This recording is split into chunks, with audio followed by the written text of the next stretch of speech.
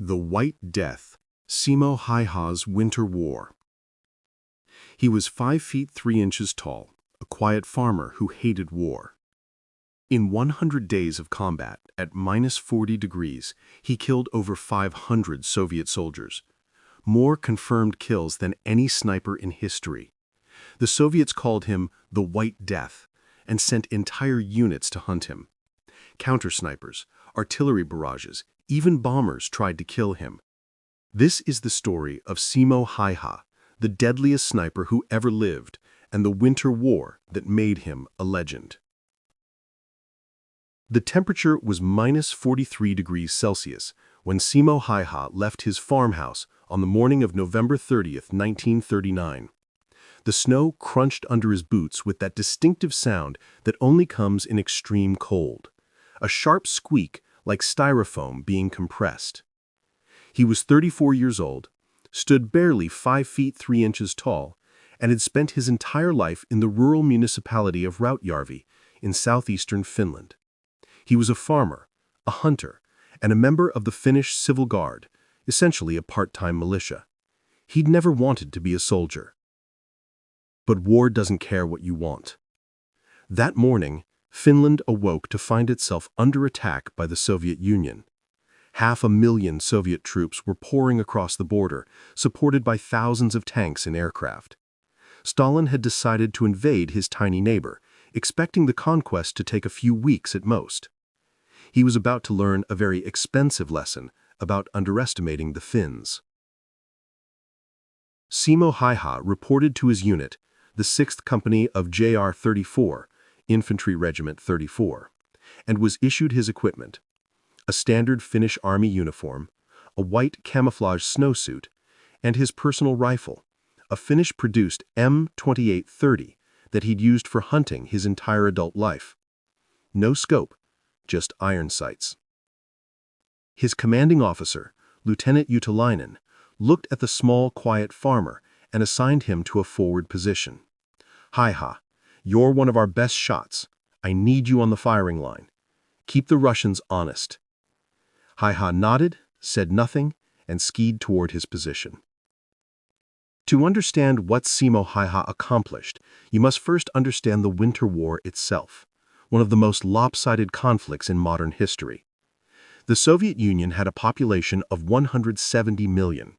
Finland had 3.7 million. The Soviets deployed 760,000 troops for the invasion. Finland mobilized 337,000, and that included every able-bodied man they could find, including teenagers and grandfathers. The Soviets had 6,541 tanks. Finland had 32. The Soviets had 3,880 aircraft. Finland had 114. On paper, the war should have been over in days. But the Soviets made a catastrophic miscalculation. They assumed Finland would be easy to conquer because the Finns were primitive and their army was small. They didn't account for the terrain, the weather, or Finnish determination. The Kola front, where Haihas' unit was stationed, was a narrow corridor of land between two lakes, perfect defensive terrain. The Soviets had to advance through dense forest in temperatures that regularly dropped below -40 degrees. The Finnish troops, all experienced in winter survival and many expert hunters, were in their element. The Soviets were not. Soviet soldiers wore standard wool uniforms designed for the Russian steppes, not Finnish forests. They marched in large columns on roads because their vehicles couldn't handle the terrain. They had no winter warfare training. Many froze to death before ever seeing combat. The Finns, by contrast, moved on skis, wore white camouflage, and used the forest like ghosts. They employed a tactic called moti, surrounding and isolating Soviet units, then destroying them piecemeal. And they had something the Soviets didn't. They were fighting for their homeland. Semo Haihas embodied everything that made the Finnish defense effective. His position was a small ridge overlooking the main Soviet approach route. He dug a shallow trench in the snow, just deep enough to provide cover while allowing him to observe and shoot. He packed snow in front of his position to eliminate muzzle flash, and he kept snow in his mouth to prevent his breath from creating visible vapor in the cold air. Then he waited. The first Soviet attack came on December 1st. A column of approximately 200 soldiers advanced down the forest road, confident and loud. They were singing, smoking cigarettes, completely unprepared for what was about to happen. Haihas let them get within 150 meters. Then he began shooting. He fired methodically, one shot every 6 seconds. Aim, breathe, squeeze, cycle the bolt. Next target. No wasted motion, no hesitation. Soviet soldiers began dropping. The column panicked. They couldn't see where the shots were coming from. Haihas' white camouflage made him invisible against the snow, and his position eliminated muzzle flash. They fired wildly into the forest, hitting nothing but trees. Haihas kept shooting. 16 Soviets died in that first engagement before the survivors retreated in disorder. Over the following days, Haihas established a routine. He would take his position before dawn, remain motionless for hours, and shoot any Soviet soldier who presented a target. He averaged between 5 and 15 kills per day, though on some days the number was much higher. His technique was developingly simple. Use iron sights, not a scope. Scopes could fog up in extreme cold, glint in sunlight, and require raising your head higher above cover. Iron sights were reliable and kept your profile low. Shoot from prone position. Smaller target, more stable platform, easier to hide. Pack snow in front of your position. This eliminates muzzle flash and dampens the sound of your shot. Keep snow in your mouth. Your breath vapor in -40 weather is like a signal flare. It reveals your position instantly. Never shoot from the same position twice. After taking a shot, relocate immediately. Be patient. Sometimes he would wait hours for a single high-value target. An officer, a machine gunner, anyone whose death would disrupt Soviet operations. Soviet commanders quickly realized that they had a serious problem. Their soldiers were terrified to advance because invisible snipers were killing them. They started calling these ghost shooters cuckoos because they supposedly hid in trees, though this was rarely true, and White Death. And the deadliest of them all was operating on the Kola front. By late December 1939, Soviet intelligence had identified a particularly effective sniper operating in a specific sector. They didn't know his name yet, but they knew his signature. Single shots, extreme accuracy, always during daylight hours, always in the same general area. They decided to kill him. First, they sent counter-snipers. Soviet soldiers trained specifically in sniper tactics, equipped with scoped rifles and orders to hunt down the Finnish White Death. Haihas killed 4 of them in a single day. He would wait for them to set up their positions, then shoot them before they could locate him. He was hunting the hunters. The Soviets escalated. They began firing artillery barrages at suspected sniper positions, saturating the area with high explosives. Thousands of shells were fired into the forests around Kola, churning the landscape into a moonscape of craters and shattered trees. Haihas would simply wait out the barrage in his shelter, then return to his position once it ended. The Soviets couldn't afford to shell continuously. They needed to advance eventually, and when they did, Haihas would be waiting. Lieutenant Jutalainen later described Haihas' impact. The Soviets became afraid to attack our sector. They knew the White Death was there, somewhere in the snow, and that dozens of their comrades had died without ever seeing who shot them. The psychological effect was enormous. Entire companies would refuse to advance past certain points because they knew it was White Death territory. By January 1940, Semo Haihas' kill count had exceeded 200 confirmed kills. His reputation had spread throughout the Finnish army, and more importantly, throughout the Soviet forces facing him. Soviet political officers, commissars responsible for maintaining morale, reported that soldiers were becoming unreasonably terrified of Finnish snipers. Some units refused to leave their fortifications. Discipline was breaking down. Stalin, furious at the slow progress of the invasion, ordered a massive offensive for February. Over 100,000 fresh troops were deployed to the Kala front with orders to break through Finnish lines regardless of cost. The offensive began on February 1, 1940, with the largest artillery barrage of the war, over 300,000 shells in a single day. Then came the infantry, wave after wave of Soviet soldiers advancing through the snow. Haihas fired until his rifle barrel glowed red-hot from the heat of continuous firing.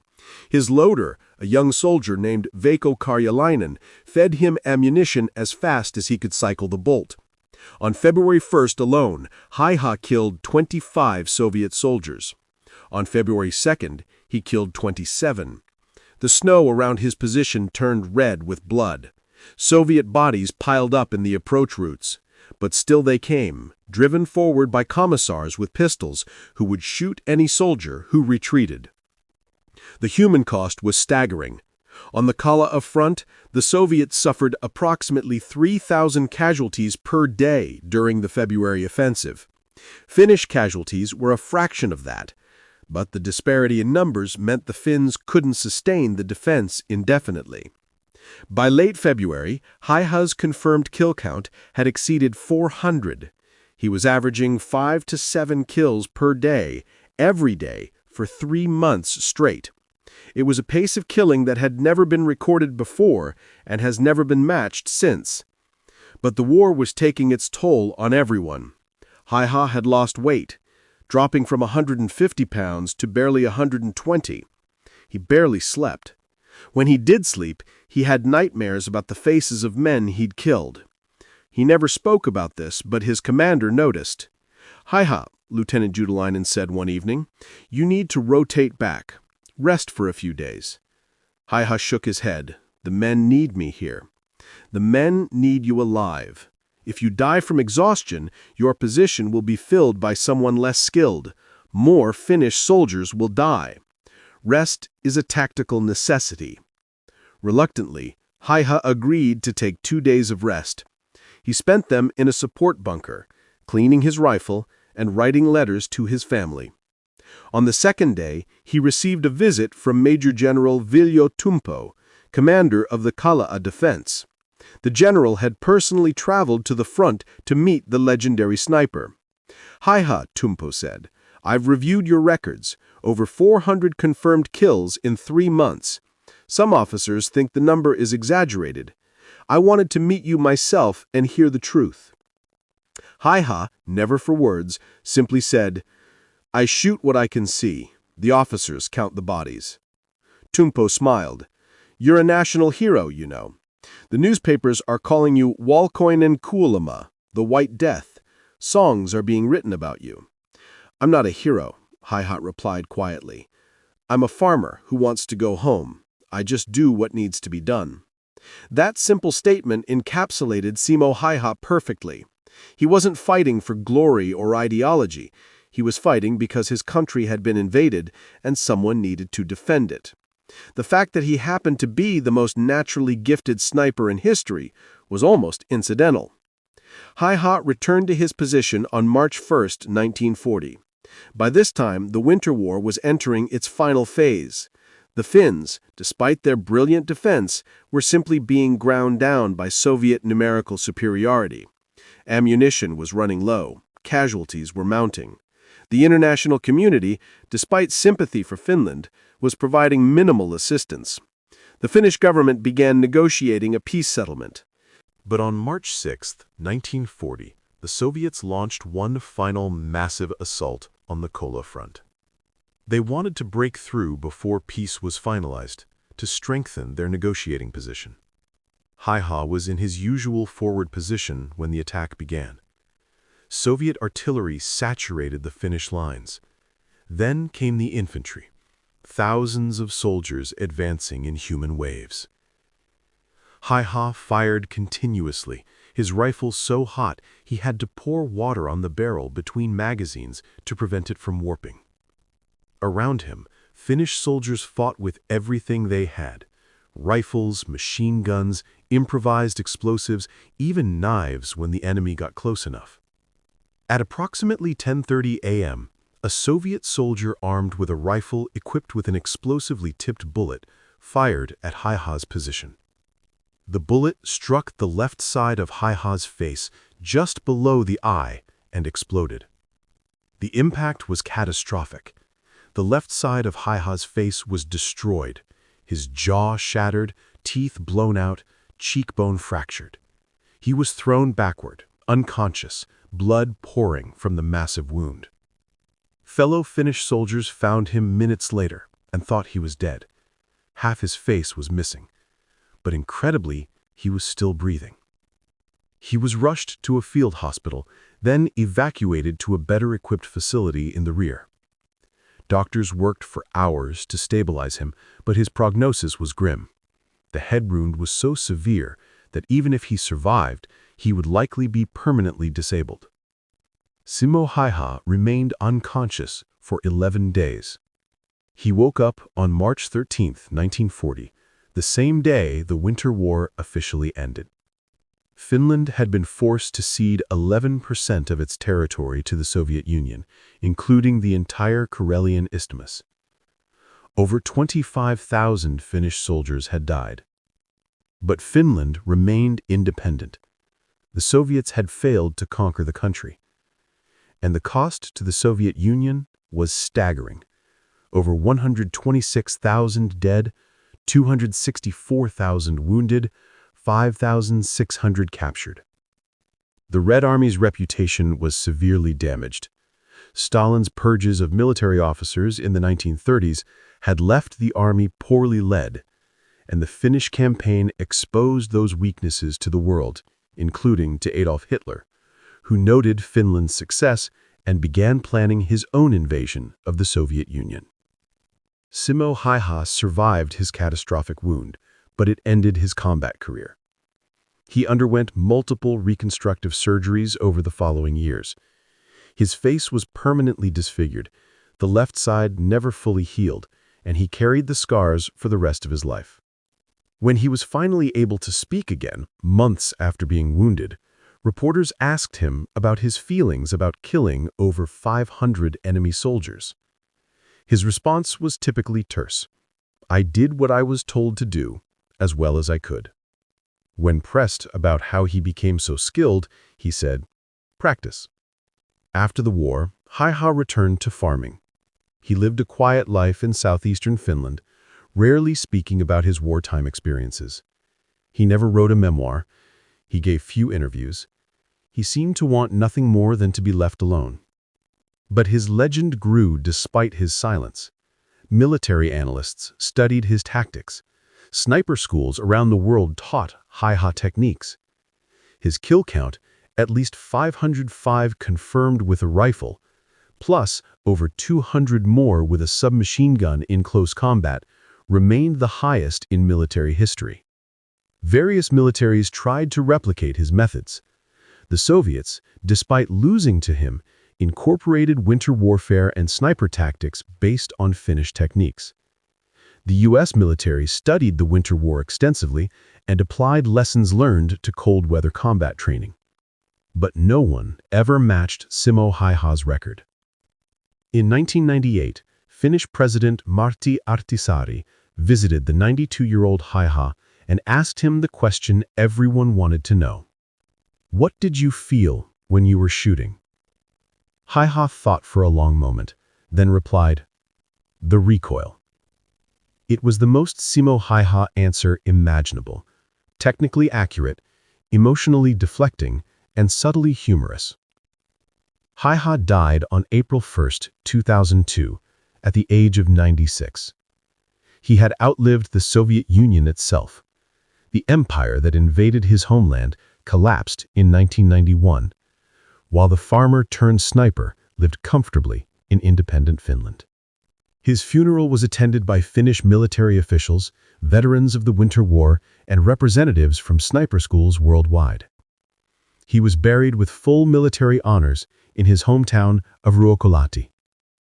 On his gravestone are simple words: Semo Haihas, 1905-2002. He did his duty.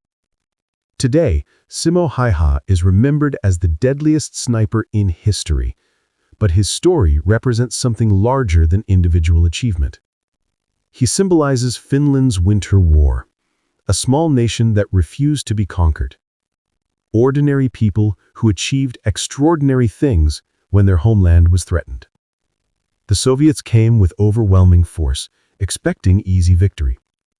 Instead, they encountered men like Semo Haihas, quiet farmers who became lethal defenders when push came to shove. The White Death wasn't a professional soldier. He wasn't a killer by nature. He was just a man who loved his country, knew how to shoot, and refused to quit even when the odds were impossible. In -40-degree weather, surrounded by enemies, armed with a rifle and iron sights, he achieved what entire armies couldn't. He made the Soviets afraid. And he did it without bragging, without seeking glory, without ever claiming to be anything more than a farmer doing his job.